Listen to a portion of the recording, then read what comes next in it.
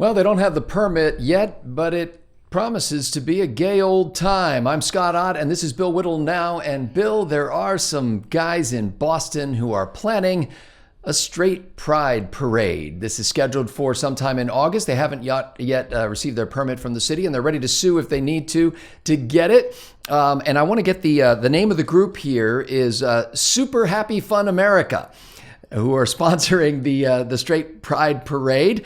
Immediately, as somebody leaked this on Twitter, the jokes began, mostly at the expense of the Straight Pride Parade and straight people in general. One wag said that the Straight Pride Parade will look like the line at Costco.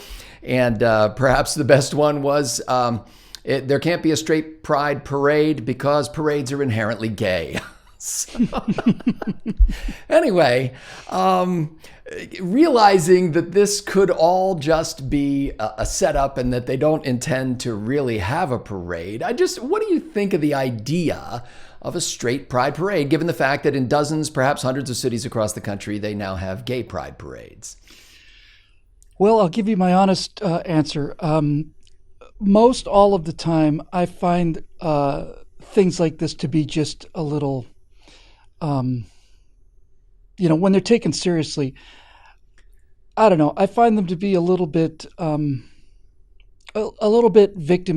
a little bit looking for, hey, how come we're not prosecuted too? The reason I'm the most socially discriminated against is because I have no minority status of any kind. That kind of thing. But what did you say the name of this group is? Super Happy Fun America. I am automatically behind a group that calls itself Super Happy Fun America. I am. And, I just realized something really important. Sometimes the thought process gives you a whole insight into things. I just opened my mouth and I said, I'm always 100% behind a group called Super Happy Fun America. And as I was saying it, I thought, well, what if there are a bunch of social justice warriors or a bunch of, these progressive weenies? And I said, and then the next thought was, no, that can't be them because it's a fun name. I'm as serious as I can be.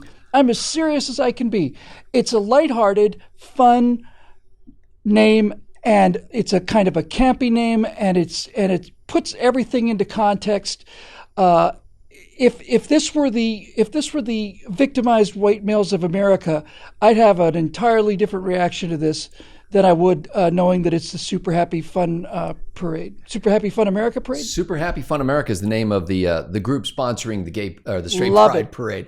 I would love to become a member. One of the things that this parade is about, and they're inviting individuals, groups, marching bands, floats to participate in this parade. They've got a route mapped out through the city of Boston as to where this parade is scheduled to go.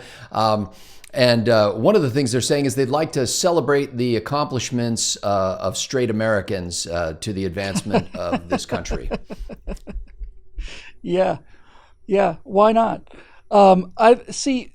This kind of thing to me is actually the most effective counter to what the left is doing to our society. By far, it's more effective than reasoned debate. It's more effective than a good example.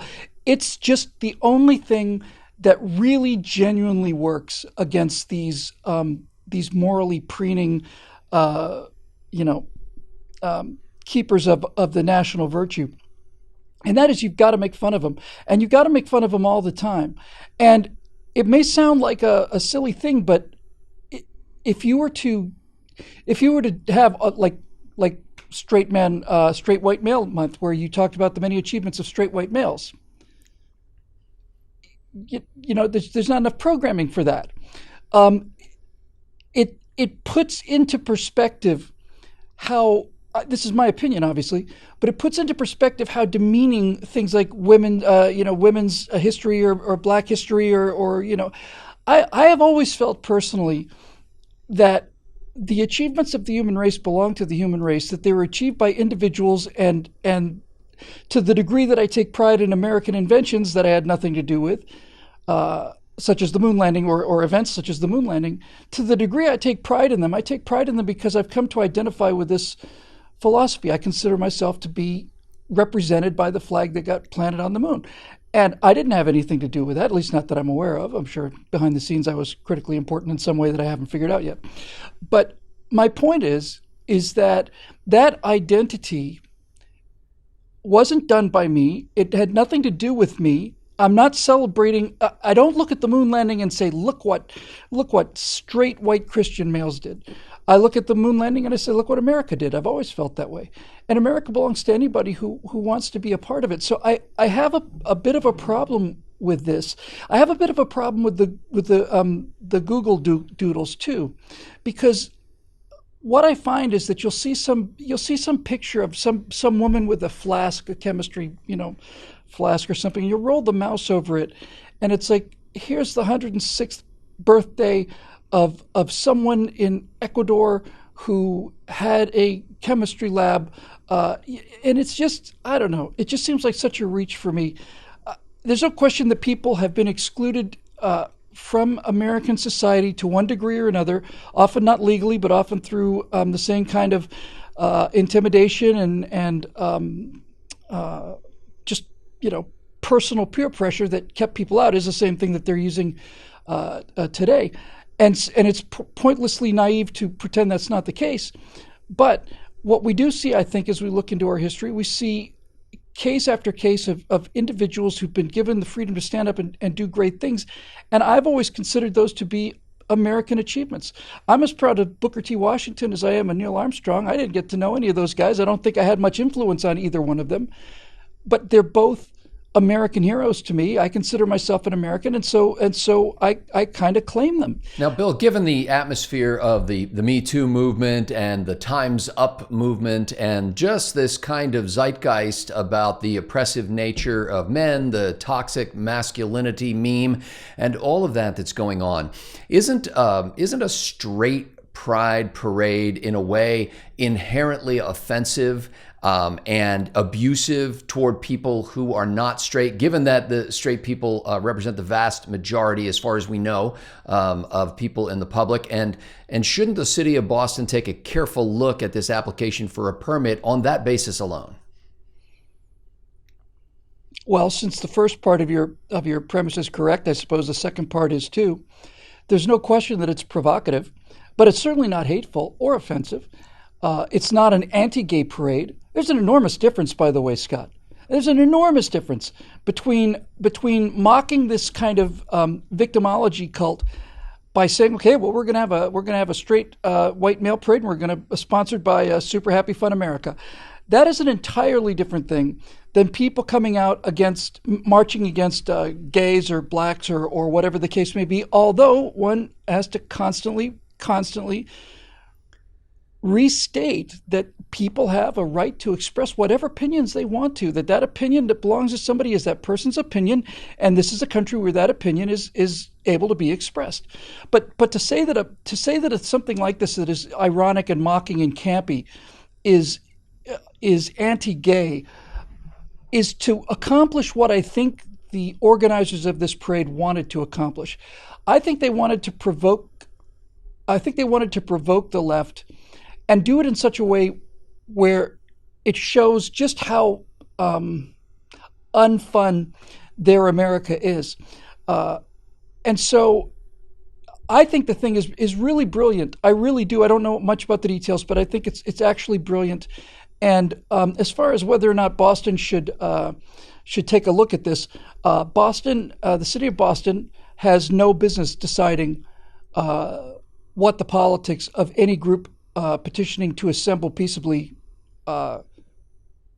They have no business knowing. It doesn't matter. It doesn't affect anything. Essentially, the offense here would be akin to when the chairman or the founder of Chick-fil-A, or I forget whether it was his son or the chairman himself, made a statement endorsing traditional biblical marriage, right. And that became a hot button issue and generated protests across the country and boycotts that backfired. And Chick-fil-A sales went through the ceiling. Yes.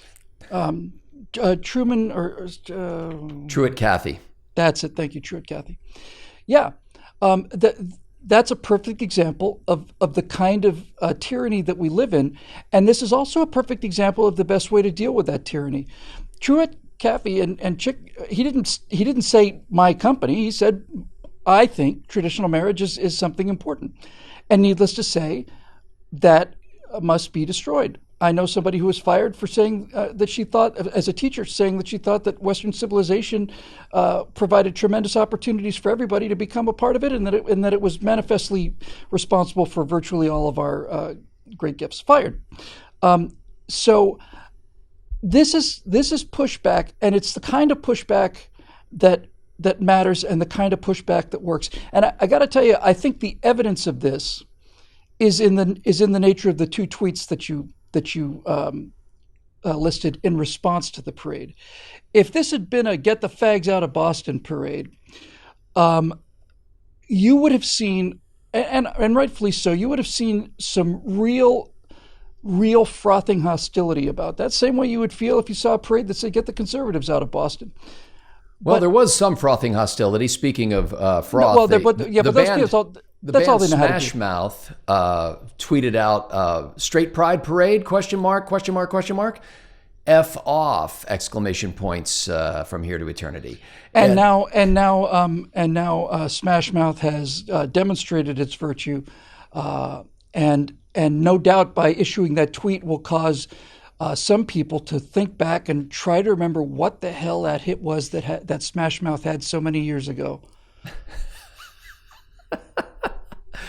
Well, ladies and gentlemen, Bill Whittle thinks you're an all-star and that you've got your game on by contributing as a member at BillWhittle.com. Those are the folks who made this show possible, who enjoy not only serious discussion of the news issues of the day, but a little bit of humor and a lot of fun. The people who are already members of BillWhittle.com are enjoying that at the members-only blog, as well as in the threaded comments section and in other ways.